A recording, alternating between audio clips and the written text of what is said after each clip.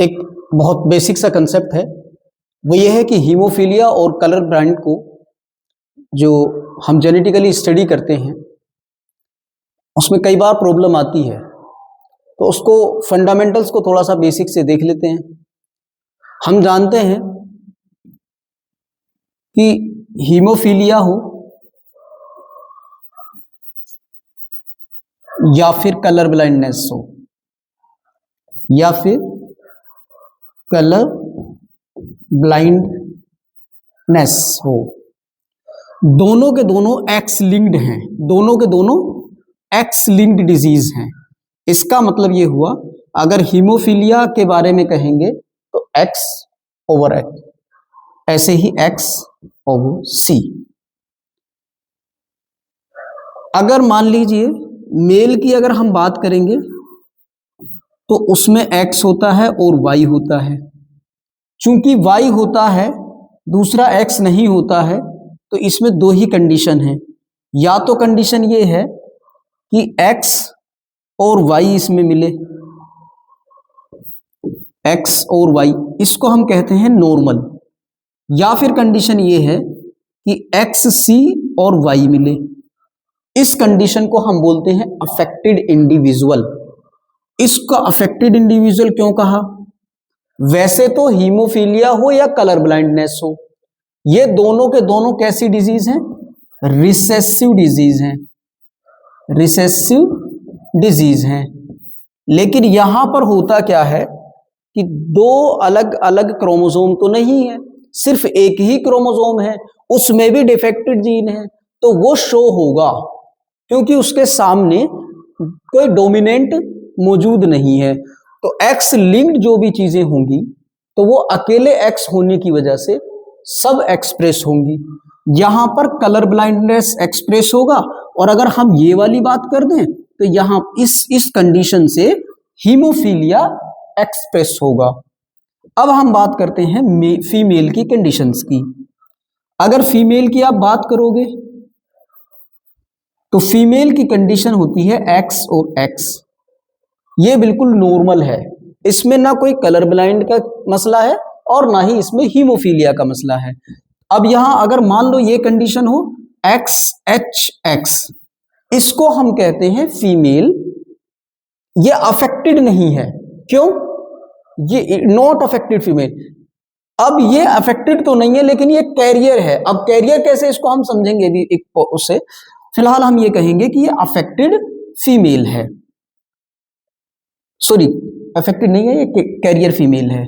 और दूसरा ये कि ऐसा भी हो सकता है एक्स सी एक्स, तो ये कलर ब्लाइंड की कैरियर फीमेल है। और इस वाले केस को हम कहेंगे अफेक्टेड फीमेल, हीमोफीलिया का अफेक्टेड केस। और इस वाले केस को हम कहेंगे हीमोफीलिया का, सॉरी कलर ब्लाइंड का अफेक्टेड केस। अगर ये चीज समझ में आ रही है तो हम इससे रिलेटेड दो केस कर सकते हैं अलग अलग। कैसे? पहले तो ये देखते हैं कि हमारा ये कैरियर कैसे है। सपोज कीजिए ये x H x heterozygous condition है और क्रॉस होता है नॉर्मल एक्स और नॉर्मल वाई से। अब जब गैमीट बनाते हैं तो यहां पर दो तरह के गैमीट बनेंगे। एक गैमीट बनेगा एक्स एच वाला और एक वो गैमीट बनेगा जिसमें सिर्फ एक्स होगा। और यहां भी दो तरह के गैमीट बनेंगे, एक गैमीट बनेगा एक्स वाला और एक गैमीट बनेगा वाई वाला। इस केस में हो सकता है कि ये दोनों फ्यूज करें, तब होगा एक्स एच एक्स। ये भी पॉसिबल है कि ये वाला इससे जाकर फ्यूज हो, फर्टिलाइजेशन एक्स एच का वाई से हो, तो ये होगा एक्स एच वाई। ये भी पॉसिबल है कि ये और ये फर्टिलाइज हो जाएं, इससे होगा एक्स एक्स। और ये भी पॉसिबल है कि ये और ये फर्टिलाइज हो जाएं, मतलब एक्स और वाई। अब यहां हमें ये पता चलता है कि ये जो फीमेल है, ये फीमेल अपने आपे में तो बीमार नहीं है, इसके होने वाली जो डॉटर्स हैं उनमें भी ये बीमार नहीं है ना, ये बीमार नहीं है और एक बिल्कुल नॉर्मल है। वैसे इसको हम बीमार नहीं है तो इसका मतलब ये नहीं कह सकते कि ये नॉर्मल है, ये आप ये कहिए कि ये कैरियर है। अब इनके जो सन है वो अगर ये वाला एक्स मिल जाता है तो नॉर्मल होगा, लेकिन अगर ये वाला एक्स मिल गया तो वो सन क्या होगा, अफेक्टेड इंडिविजुअल होगा। वो सन क्या होगा, अफेक्टेड इंडिविजुअल होगा। तो वैसे तो ये भी नॉर्मल है और फिजिकली अगर आप देखोगे फिनोटाइप में ये भी नॉर्मल है, ये दोनों नॉर्मल है ना। लेकिन इनका बेटों में 50% चांस है कि हीमोफीलिया हो जाए। तो ऐसा किस लिए पॉसिबल है, क्योंकि यहां पर ये कैरियर है। ये इस कंडीशन को हम कैरियर कंडीशन बोलते हैं। अब एक बात और समझिए, एक कंसेप्ट और समझिए इसके साथ साथ, वो कंसेप्ट ये है एक्स सी एक्स वाई। कलर ब्लाइंडनेस का ये हमने केस लिया है, फीमेल कलर ब्लाइंड है और मेल बिल्कुल नॉर्मल है। इस केस में पहले जो गैमीट बनेंगे सारे गैमीट में एक्ससी होगा, मतलब सारे गैमीट कलर ब्लाइंड के जीन के साथ होंगे, डिफेक्टेड जीन के साथ। यहां पर दो तरह के क्रोमोसोम बनेंगे या गैमीट बनेंगे, एक एक्स और एक वाई। अब जब इसका क्रॉस इससे होगा तो होगा एक्स सी एक्स, मीन्स डॉटर होगी लेकिन वो अफेक्टेड नहीं है, वो कैरियर है।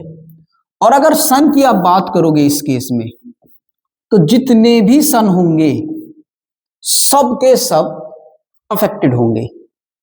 इस तरह आपसे जो क्वेश्चन पूछा जाता है या पूछा जाएगा तो वो आपसे यही कहेगा कि what is the percentage of the son affecting by the disease, चाहे वो कलर ब्लाइंड में हो चाहे किसी और में हो।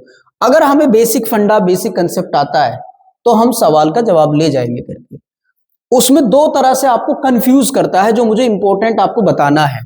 एक वो कंफ्यूज करता है, वो पूछ लेता है कि हाउ मेनी परसेंटेज या what is the ratio of the male, है ना, affected male to affected non affected male. अब इस तरह के क्वेश्चंस में आपको घूमना नहीं है।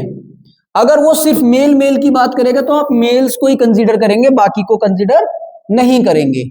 अगर वो सिर्फ मेल की बात कर रहा है तो आप मेल को ही कंसीडर करेंगे, बाकी को कंसीडर नहीं करेंगे। तब आप इस केस में क्या कहेंगे, 100% मेल्स आर कलर ब्लाइंड। इस केस में आप क्या कहेंगे, 50% मेल्स आर हीमोफिलिक। लेकिन अगर उसने कहा what is the percentage of the sons among his all the, मतलब daughter and sons, all the जो उनकी प्रोजेनी है उसकी, तो क्या परसेंटेज होगा, तब आपको इन सब को कंसीडर करना पड़ेगा और तब आपको बताना पड़ेगा कि अफेक्टेड तो एक है। इंडिविजुअल 4 तरह के हो सकते हैं, उनमें से एक। तब आपको बताना पड़ेगा कि अगर सारे के सारे प्रोजेनी की बात करेगा तो 1/4, जिसे हम 25% बोलते हैं। और अगर उसने सिर्फ मेल पूछे हैं तो हमें बताना पड़ेगा 1/2, जिसे हम बोलते हैं 50%। तो अक्सर क्वेश्चंस में इन दोनों चीजों में कंफ्यूजन दिया जाता है। यहां पर भी वो पूछ ले